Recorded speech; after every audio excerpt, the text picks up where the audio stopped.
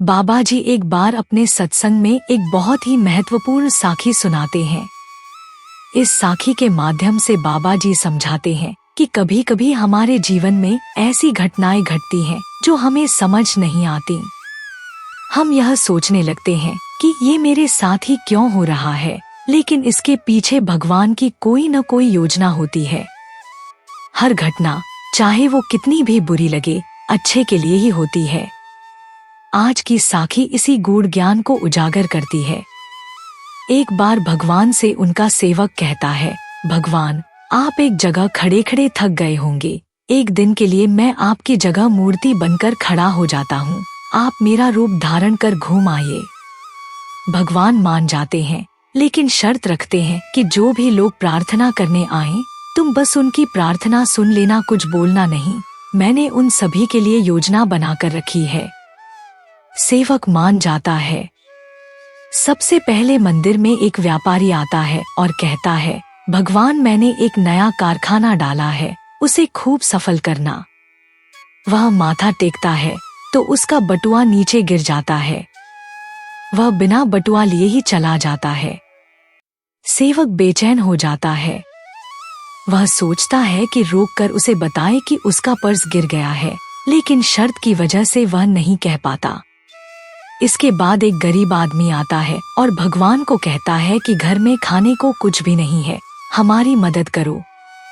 तभी उसकी नजर बटुए पर पड़ती है। वह भगवान का शुक्रिया अदा करता है और वह बटुआ लेकर चला जाता है। अब तीसरा व्यक्ति आता है। वह नाविक होता है। वह भगवान से कहता है कि मैं 15 दिनों के लिए जहाज लेकर समुद्र की यात्रा पर जा रहा हूँ। यात्रा में कोई अड़चन न आए भगवान।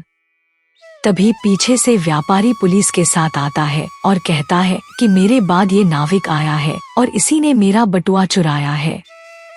पुलिस नाविक को लेकर जा रही होती है। तभी सेवक बोल पड़ता है कि बटुआ गरीब आदमी ने चुराया है। सेवक के कहने पर उस गरीब आदमी को पकड़कर जेल में बंद कर दिया गया।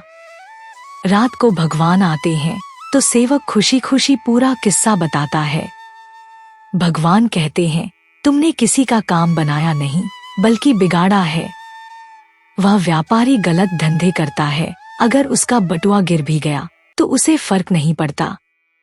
इससे उसके पाप ही कम होते, क्योंकि वह बटुआ गरीब इंसान को मिला था। बटुए के मिलने पर उसके बच्चे भूखे नहीं मरते। रही बात नाविक की, तो वह जिस यात्रा पर जा रहा था वहाँ तूफान आने वाला था। अगर वह जेल में रहता तो उसकी जान बच जाती, उसकी पत्नी विधवा होने से बच जाती, पर तुमने सब गड़बड़ कर दी।